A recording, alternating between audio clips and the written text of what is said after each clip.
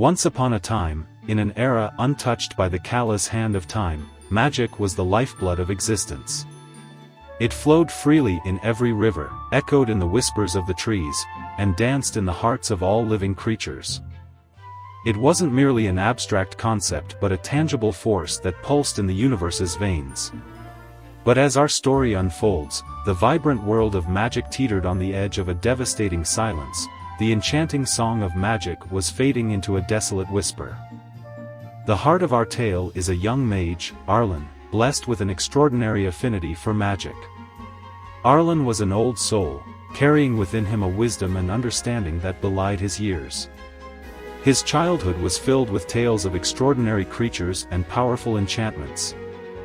Stories that were etched deep within his heart. He saw these not as mere fables, but as the vibrant tapestry of his world's history. As the magic began to wane, Arlen felt a sense of profound disquiet that spurred him into action. In Arlen's world, magic was the lifeline that tied everything together. It was the colorful thread that wove through the fabric of existence. With its decline, the world was becoming a shadow of its former self. As the last mage of his generation, Arlen felt a deep-seated responsibility to reverse this tragic course. He decided to embark on a perilous journey to find the last known magical creature, hoping it held the key to magic's restoration.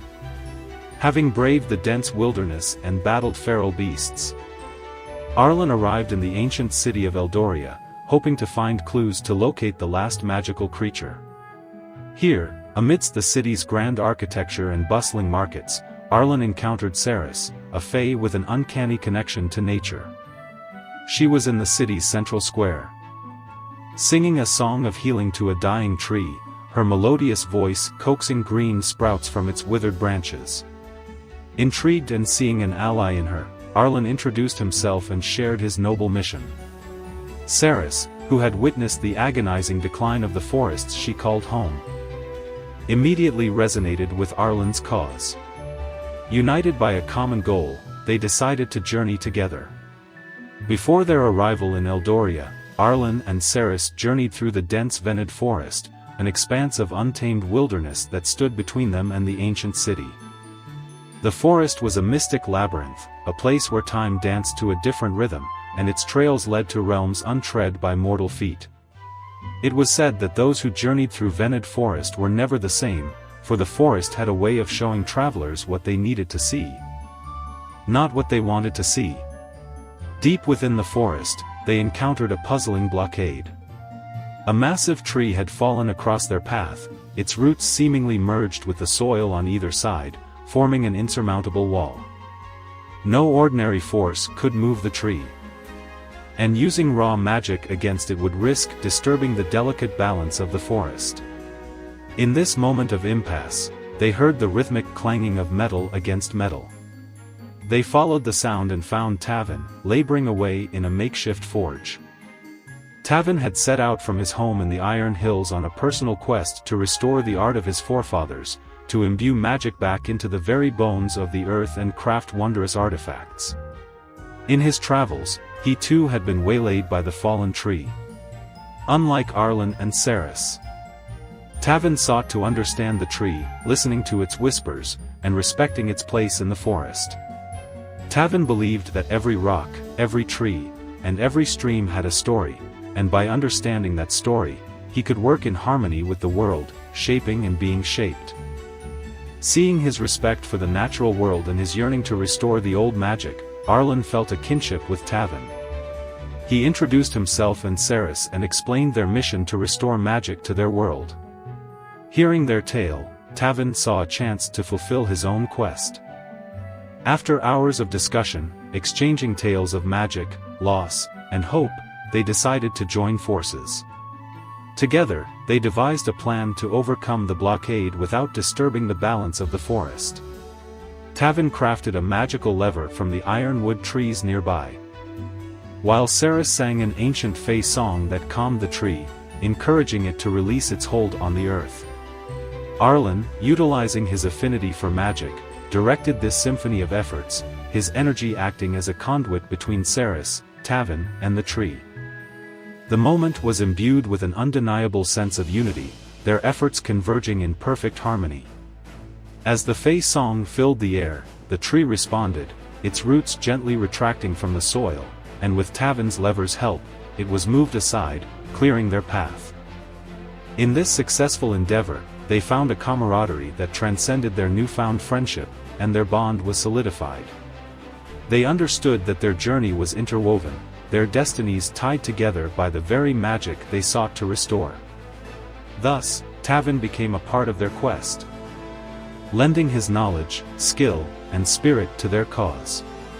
United, they journeyed forth towards Eldoria, their resolve stronger than ever, each ready to play their part in the grand tapestry of their world's fate. Equipped with the ancient map from Eldoria, Arlen, Cerys, and Tavin ventured into Elisir, the land of the forgotten. The entry to this hidden realm was shielded behind a grand curtain, revealing a hidden passageway. Venturing through, they stepped into a world untouched by time, a place where the magic hummed in the air, painting vibrant hues across the sky. The trees were tall and ancient, their roots deeply intertwined with the life force of the realm. Crystal-clear streams meandered through the lush landscape, their gentle murmurs resonating with forgotten songs of the old world. Despite the beauty surrounding them, an eerie silence hung in the air, setting their nerves on edge. They journeyed deeper into Elisir, aware that each step they took might be laced with unseen dangers. They faced a series of trials, deceptive illusions, shifting terrains, and lurking beasts of the ancient world. Yet, they stood firm, their unwavering resolve guiding them through each hurdle. They were united in their purpose and supported each other through the trials, their companionship strengthening with each passing challenge. Finally, they reached a cavern nestled at the foot of a majestic mountain. The cavern's mouth was flanked by two enormous statues, ancient guardians carved from stone.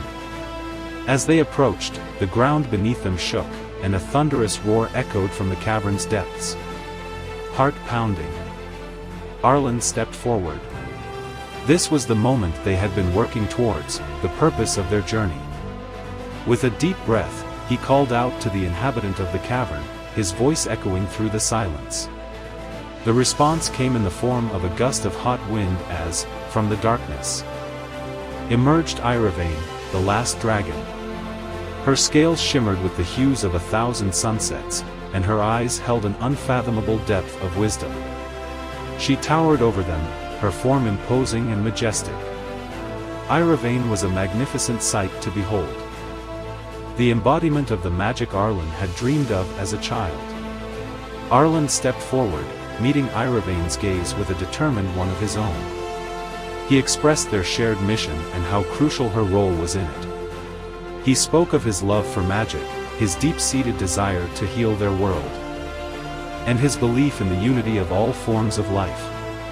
Cerys added to Arlen's plea by singing a song to Iravane, an ancient melody that echoed the respect and harmony they sought.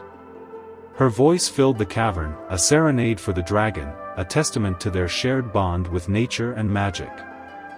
Lastly, Tavin presented a crafted talisman to Iravane, a symbol of the world they wished to build. The talisman was an emblem of respect, a promise carved in the language of the earth, imbued with the ancient magic Tavin had dedicated his life to preserving.